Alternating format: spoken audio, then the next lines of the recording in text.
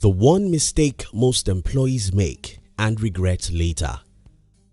When I was growing up, my views about life was live the exact way you want to live or don't live. Do the exact job you love to do or do nothing. Be who you want to be or don't live. Because life is one and short, I think it's not worth living it and doing what you hate. According to the Gallup poll, 85% of employees worldwide hate their jobs. This is a terrible situation because our work is the single most important thing in our life. That's where we spend 40 hours each week. To hate money, to hate Monday to Friday is to hate the entire life. Yet, instead of people to fight for a better life, most employees make the one mistake I'll discuss with you in this video. If you're new here, consider subscribing so you won't miss other interesting videos like this. Now here's the thing, what most employees look for in their jobs isn't fulfillment, but a bigger paycheck. Somehow, these people believe that if they can have some raise, their life will be better. What I think people should look for isn't a raise, but resignation. The biggest mistake you can make as an employee is to wish for a raise in a job you don't like. Let me explain this. You have a single short life to live, and to live that life very well, you need two non-negotiable things: money and fulfillment. You don't only have to get paid well for your job shouldn't be a job in the first place. Playing for a living. In the days of our ancestors, when humans were hunters and gatherers, our fathers did a great job of combining the play, the learning, and the working into a single pleasant, hard to differentiate activity. In their time, you learn by playing and you work by play. In the real sense of it, they had no job. You shouldn't have a job too. Monday should be your best day. You should hate Sundays because no work is done on Sunday. You should hiss on Friday because it marks the end of working days. Your Monday to Friday should be the best days of your life if truly you have a life that's worth living. Now, how can you achieve this? You can only achieve this by doing what you truly love, what actually looks like play to you. Life without hobbies. At the time of making this video, I'm in my mid-30s and I've lived almost all my adult life without any significant hobby. Not much play gives me joy like work. The only thing that makes me high is doing what I'm doing. Even though I don't have any master or employer who tells me when and how to work, I sometimes resume to my office by 3 in the morning because I don't have a job. I'm simply playing for a living. The biggest mistake you can make as an employee is to wish for a bigger paycheck in a job you don't like. Your life is one and short. Don't live it working. Live your life playing. Now you may ask me, so how can I do this? How can I play for a living? Knowing who you are. Socrates said, know thyself. The very first thing you ought to do when you become an adult is to know who you are. Who are you? What are your strengths and weaknesses? What do you have which others don't? What do you lack which others have? Your life is like a machine. Anyone who wishes to operate a machine must first know what the machine is. You have to know who you are if you truly want to live a meaningful life. Resurrect yourself. After knowing who you are, then you need to resurrect yourself. You see, most of us are dead to the crowd. Right from the childhood, everyone around us has been influencing the way we think, what is right and what the society thinks is the best jobs. These best jobs are often judged by how much they pay you. In my country, everyone agrees that working for a bank is a great job, and every parent prays and influences their children to work in a bank, as a doctor, a lawyer, or even as an engineer.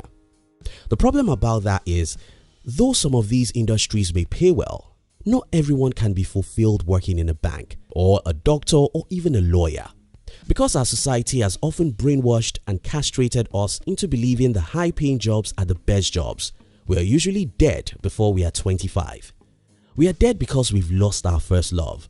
We are dead because we've lost our originality. We are dead because we've allowed everyone to tell us what is good for us.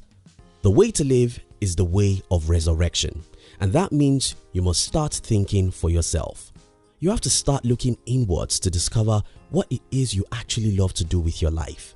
After you've discovered this, half of the battle is won. Then decide to think by yourself. Decide to pursue a career you truly love, not what your parents or society wants you to pursue. Look back at your childhood.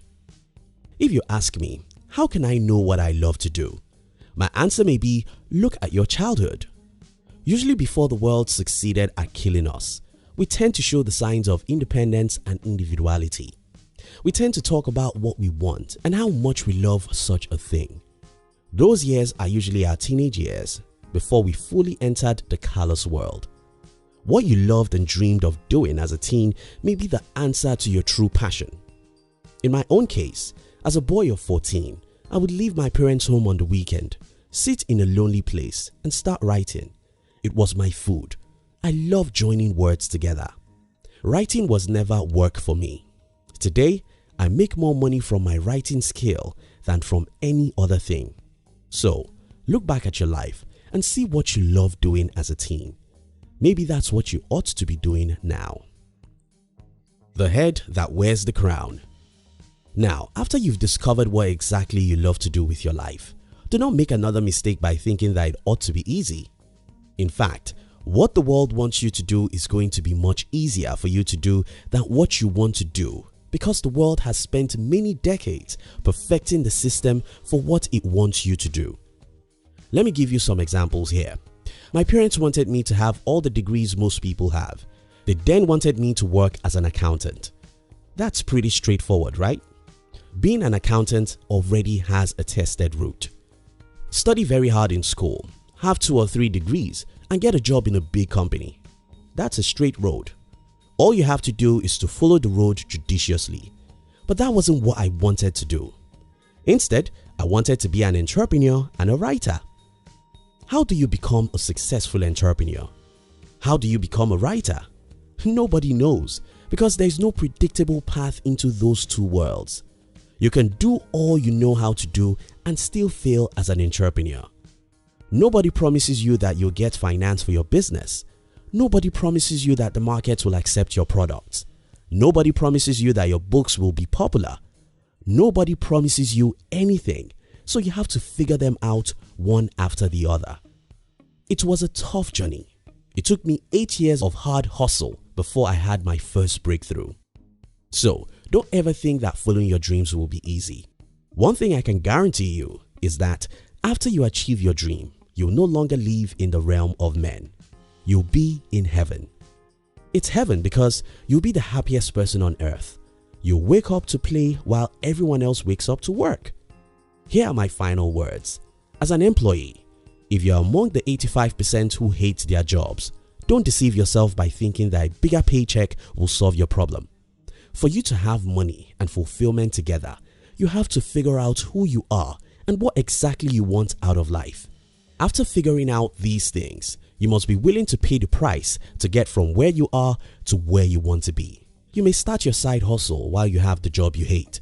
This may take time before you see any significant result, but if you stay stubborn, you'll win big. Thank you so much for watching our videos. Are you between the ages of 15 and 40? Then we invite you to join our new channel, which was specially created to share with you inspiration and life's lessons to succeed in life. We call it Under 40 TV. Kindly look at the description box to join the Under 40 TV. We love you.